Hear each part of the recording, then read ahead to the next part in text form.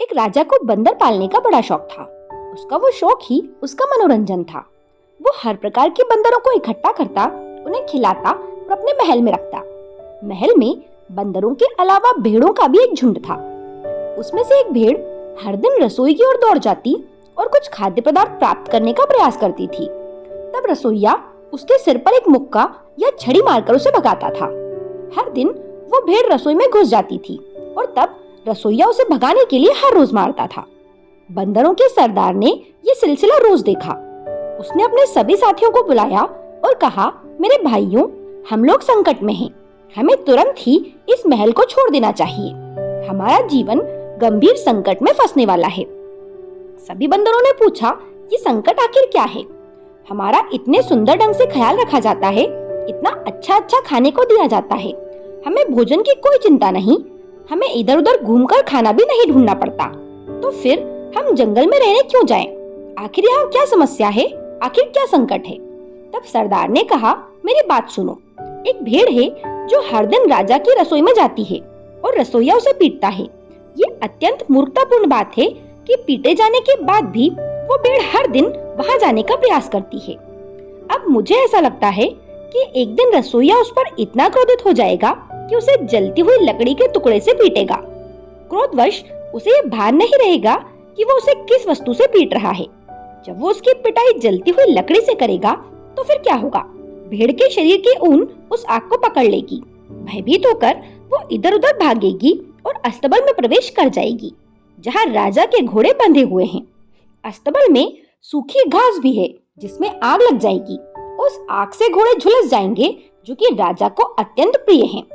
तब राजा को समाचार प्राप्त होगा कि अरे महाराज, आपके घोड़े अधमरे हो गए हैं, उनकी त्वचा जल चुकी है। राजा कहेगा, ये अत्यंत कीमती घोड़े हैं और मेरे लिए अत्यंत आवश्यक भी हैं। अब उनकी संपूर्ण त्वचा जल चुकी है तो इसका आखिर क्या उपाय है? कुछ देर रुककर बंदरों के सरदार ने कहा, भाइयों, जले हुए घोड़ों की त्वचा को ठीक करने का केवल एक ही उपाय है और वो है हम बंदरों की चर्बी। और उस समय हम सबकी जान संकट में होगी। अब तुम्हें संकट ज्ञात हुआ या नहीं? अपने सरदार की ऐसी बात सुनकर कुछ बंदरों ने उसका बूढ़ा कहते हुए मजाक उड़ाया और कहा कि क्योंकि तुम वृद्ध हो गए हो इसलिए तुम्हें ऊट पटांग से ख्याल आ रहे हैं और तुम कैसे जानते हो कि ये सब भविष्य में होने ही वाला है? तब बंदरों के सरदार ने कहा, मैं ये तो नहीं कह सकता कि मुझे ऐसे ख्याल क्यों आ रहे हैं, लेकिन फिर भी मुझे पूर्ण विश्वास है कि जो कुछ भी मैं कह रहा हूँ वो सब सच होने ही वाला है और हम सभी के प्राण उस दिन संकट में होंगे। तब बाकी बंदरों ने कहा, तुम बहुत ही मूर्खतापूर्ण बात कर रहे हो। तुम कुछ नहीं में से भी हर कुछ गढ़ रहे हो। तुम्हारे मस्तिष्क में ये सब व्यर्थ के विचार हैं। राजा द्वारा हमारा यहाँ भली भांति ख्याल रखा जा रहा है। हम ये स्थान छोड़कर नहीं जाएंगे। यदि तुम जाना चाहो तो चले जाओ। सरदार ने कहा, ठीक है, मैंने अपनी सलाह दे दी है, अब मैं जा रहा हूँ। उसी दिन बंदरों के सरदार ने उस महल को छोड़ दिया। कुछ दिनों तक तो बंदरों के मन में उस बात को लेकर संशय बना रहा, लेकिन धीरे धीरे वो इस बात को भूल गए। समय अपनी गति से चलता रहा। भेड़ और रसोइये के बीच का वो झगड़ा उसी तरह प्रतिदिन होता रहा और फिर अचानक एक दिन रसोइये ने क्रोध में आकर सचमुच उस भेड़ को जलती हुई लकड़ी दे मारी। भेड़ के शरीर ने आग पकड़ ली और वो डर के कारण इधर उधर भागती हुई घोड़ों के अस्तबल में जा घुसी। भेड़ के शरीर से अस्तबल में पड़े चारे ने आग पकड़ ली और उसकी चपेट में अस्तबल में बंधे सभी घोड़े आ गए। महल के राजवैद्य ने घोड़ों के इलाज के लिए जो उपाय बताया वो था बंदरों की चर्बी लगाना। सब कुछ ठीक वैसा ही हुआ जैसा बंदरों के सरदार ने भविष्यवाणी की थी। अपने अंतिम समय में बंदरों ने अपने सरदार को याद किया। उन्हें उस वक्त का पछतावा था जिस वक्त उन्होंने अपने सरदार की बात न मानकर उसे उन्हें छोड़कर चले जाने के लिए कह दिया था। और आखिरकार समस्त बंदरों को उबाला गया और उनकी चर्बी उतारकर उसका लेप झुलसे हुए घोड़ों पर लगा दिया गया। पूर्वानुमान के महत्व को स्पष्ट करने के लिए ये सिर्फ एक कथा मात्र है। पूर्वानुमान में कोई प्रत्यक्ष अर्थ प्रतीत नहीं होता।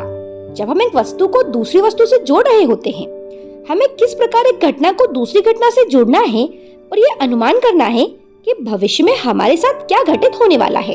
हम सभी उन बंदरों की ही तरह सांसारिक माया में लिप्त हैं। एक दिन ऐसा भी आएगा जब हमें भी उबाला जाएगा, अर्थात सम्याग्नि में पकाया जाएगा और फिर बंदरों का जो भाग्य हुआ वही भाग्य हमारा भी होगा।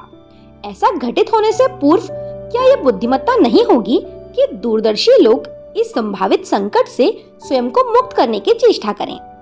हम ऐसे मायावी संसार में रह रहे हैं जहां प्रत्येक ओर संकट है। यदि हमें प्रतिपल मृत्यु अथवा विनाश के विचार से प्रताड़ित नहीं किया जा रहा है तो इसका ये तात्पर्य बिल्कुल नहीं है कि हम उससे दूर हैं। वर्तमान परिस्थितियों के आधार पर आने वाले संकटों का आकलन करने में ही बुद्धिमानी है, अन्यथा माया के प्रवाह में पड़कर हमें भी जन्म जन्मांतर तक नाना प्रकार के कष्ट उठाने पड़ेंगे। ये वीडियो आपको कैसा लगा मुझे कमेंट करके जरूर बताएं। मेरे साथ बने रहने के लिए आप सभी का धन्यवाद।